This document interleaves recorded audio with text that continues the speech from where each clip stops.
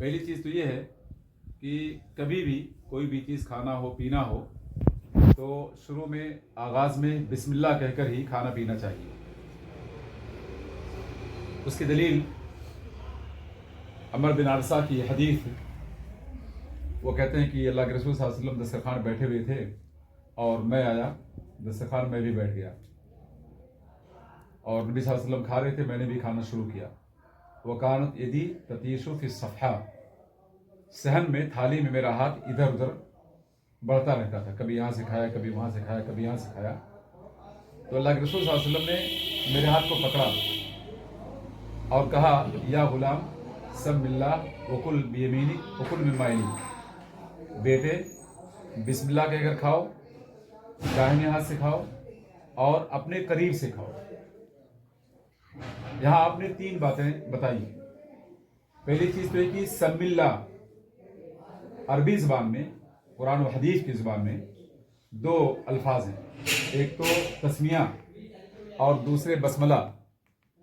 तस्मिया का मतलब सिर्फ बिस्मिल्लाह कहना होता है और बसमला का मतलब बिस्मिल्लाहिर रहमानिर रहीम कहना होता है। खाने के वक्त बिस्मिल्लाहिर रहमानिर रहीम नहीं बल्कि सिर्फ बिस्मिल्लाह कहकर खाया जाएगा। जो इस्लामी शरीयत का ज़ाब्ता है वो ये है कि दबा करना हुआ या टॉयलेट जाना हुआ, मस्जिद में दाखिल होना हुआ, तो इन तमाम मौके पर तस्मिया का लफ्ज़ है, यानी बिस्मिल्लाह कहना, सिर्फ बिस्मिल्लाह, रहमान और रहीम वहाँ इजाफा उसका नहीं है। दबा करते वक्त आपने कहा समिल्ला व कब्बिर, बिस्मिल्लाह कहो, अल्लाह अकबर कहो। तो वहाँ पर अगर कोई शख्स ये कहे बिस्मिल्लाहिर रहमानिर रहीम अल्लाह अकबर, तो ये कहा जाएगा कि उसने नबी सल्लल्लाहु अलैहि वसल्लम की सुन्नत की मुखालफत की है, क्योंकि आपने दबा करने के वक्त सिर्फ बिस्मिल्लाह और अल्लाह अकबर कहने की तालीम दी है। तो जिसे दबा करते वक्त या मस्जिद दाखिल होते वक्त अल्लाह के रसूल सल्लल्लाहु अलैहि वसल्लम ने कहा कि जब कोई शख्स मस्जिद दाखिल होने का इरादा करे तो फल युसम्मिल्लाह, वो बिस्मिल्लाह कहे। तो वहाँ बिस्मिल्लाह वस्सलातु वस्सलामु अला रसूलिल्लाह अल्लाहुम्मा अफ्तह ली अबवाब रहमतिका, तो वहाँ भी सिर्फ बिस्मिल्लाह कहने का जिक्र है। रहमान रहीम इन दोनों सिफात का इजाफा वहाँ साबित नहीं है। तो खाने का वक्त हो गया या दबा करने का वक्त हो गया, मस्जिद दाखिल होने की जगह हो गई, तो यहाँ एक मुसलमान नबी सल्लल्लाहु अलैहि वसल्लम की तालीम के मुताबिक सिर्फ बिस्मिल्लाह कह करके अपना काम शुरू करे। रहा मामला कुरान की तिलावत का, तो वहाँ मुकम्मल तौर पे बिस्मिल्लाहिर रहमानिर रहीम कहा जाएगा, क्योंकि तिलावत के वक्त बसमला का लफ्ज़ आया हुआ है। तो इन दोनों अल्फाज में इस्लाम ने जब फ़र्क किया है और अरबी लैंग्वेज में फ़र्क हुआ, तो हमें भी फ़र्क करना चाहिए। पहली बात तो ये बताना चाहता था मैं। दूसरी बात है मेरे भाइयों, जब भी दस्तरखान पे आप बैठें तो नीयत हमारी बहुत साफ हो, नेक नीयती के साथ बैठें, अल्लाह का शुक्र अदा करें और जो भी मैसर रिज़्क़ है उसकी कदर करें। और उसकी कदर करने का 2 बुनियादी माना है। पहला माना तो है कि उस नेमत को हकीर न समझें, यार हमको दावत दिया और क्या ये किया है, नहीं, बल्कि उसको अहमियत दीजिए, उसको आज़मत दीजिए और जिसने भी आपको मदऊ किया है उसका शुक्रिया अदा कीजिए और खाने का भी शुक्रिया अदा कीजिए। तो खाने का शुक्रिया यह है कि सलीके से आप खाइए, बिस्मिल्लाह कहकर छोटे लुकमे के साथ आसूदगी के साथ खाइए और अपने करीब से खाइए। अपने करीब से खाने का मतलब ये हुआ कि मसलन डोंगा है आपके करीब, आप निकालिए पहले आप, या अपने पड़ोस को आप दीजिए, या किसी शहर में खाना है तो अपने करीब से खाइए, दूसरे के करीब से खाने की कोशिश न की जाए, जैसा कि हदीस में अल्लाह के रसूल सल्लल्लाहु अलैहि वसल्लम ने इसकी तालीम दी है। तीसरी बात इस सिलसिले में है कि अल्लाह के रसूल सल्लल्लाहु अलैहि वसल्लम ने कहा, जब तुम एक सहन में खाओ, एक सीनी में खाओ, तो अपने करीब से खाओ, बीच से ना खाओ, ऊपर से ना खाओ। आपने कहा फ़इन्नल बरका तंजिलु वस्ता सफ़हा, बरकत का नुज़ूल सफ़हा के बीच में होता है, इसलिए बीच से खाने से मना किया गया। और इस बात को भी मना किया गया कि गर्म खाना बिल्कुल है, तो बिल्कुल गर्म खाना खाने से भी मना किया गया है। अल्लाह के रसूल सल्लल्लाहु अलैहि वसल्लम ने कहा इन्नमा बरकतुत ताआम इज़ा ज़हबा बुखारुहु, खाने की बरकत यह है कि उसकी भाप, उसकी गर्मी कम हो जाए, ख़त्म हो जाए, तब उसको खाया जाए। तो इन चीज़ों का लिहाज बहुत ज़रूरी है खाने के वक्त।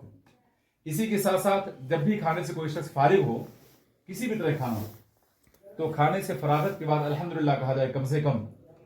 और ज़्यादा से ज़्यादा दुआ तो आप लोग बहरहाल जानते होंगे, उसको बताने की ज़रूरत नहीं यहाँ पर, लेकिन ये बात ज़रूर अपने ज़िंदगी में बरतिए कि जब भी कुछ भी खाएं तो अल्लाह रब्बुल आलमीन की तारीफ़ यानी अल्हम्दुलिल्लाह कहिए खाने से फारिग होने के बाद। और नूह अलैहिस्सलाम के बारे में अल्लाह रब्बुल आलमीन ने हुक्म दिया, इन्नहु काना अब्दन शकूरा, वो अल्लाह रब्बुल आलमीन के शुक्रगुजार बंदे थे। तो शुक्रगुजार बंदे की तफसीर जो हदीस में वारिद हुई वो ये कि जब भी कोई लुकमा खाते थे, जब भी कोई खाना खाते थे, तो अल्लाह रब्बुल आलमीन की तारीफ और हम्द व सना करते थे। तो जब भी हम कुछ खाएं तो अल्लाह रब्बुल आलमीन की तारीफ करना, सना करना हमारे लिए ज़रूरी है।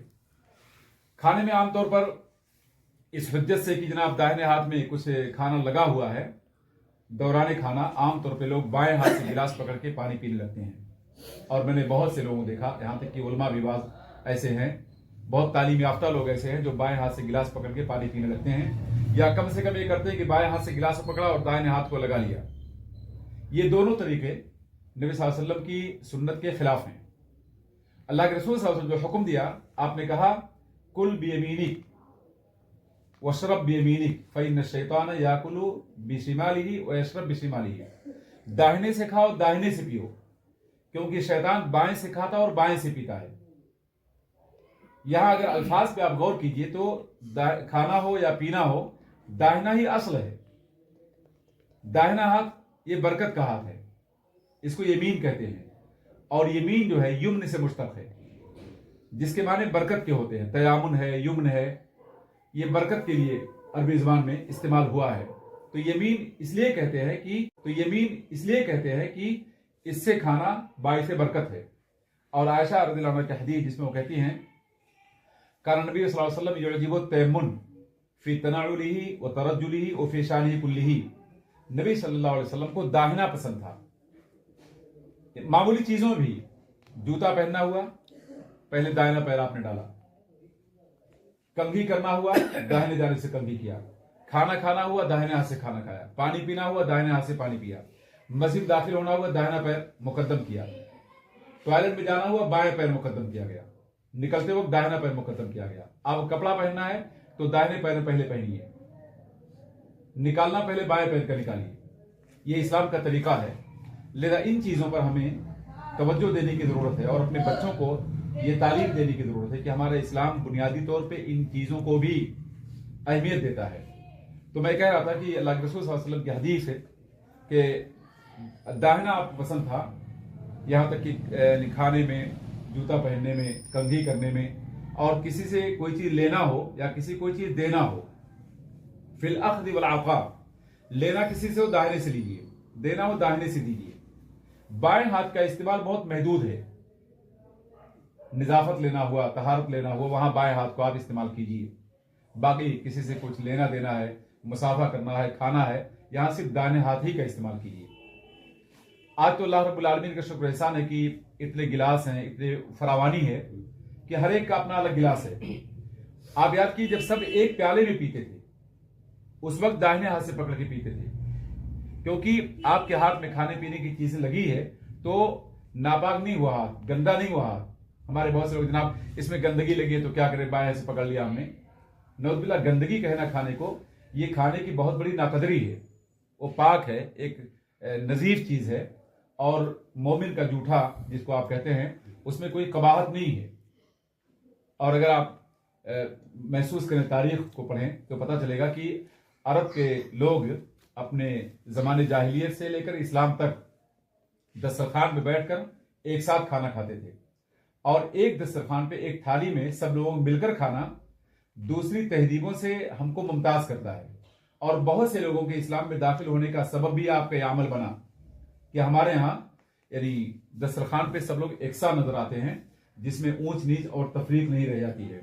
तो बहरहाल इस्लाम ये है, इसलिए जरूरी है कि हम इन चीजों पर भी तवज्जो दें और पानी पीने के लिए किसी भी शक्ल में हम बाएं हाथ से पानी पीने की कोशिश न करें। ये बाएं हाथ से पकड़ कर दाहिना हाथ लगाना, इसकी कोई जरूरत ही नहीं। सिरे से आप दाहिने हाथ से पकड़िए, दाहिने हाथ से पीजिए। और याद रखिए इस बात को भी कि खड़े होकर पानी पीने से सख्ती से मना किया गया है। इस सिलसिले में सिर्फ 2 हदीस पेश करूंगा क्योंकि वक्त बहुत कम हम लोगों के पास है।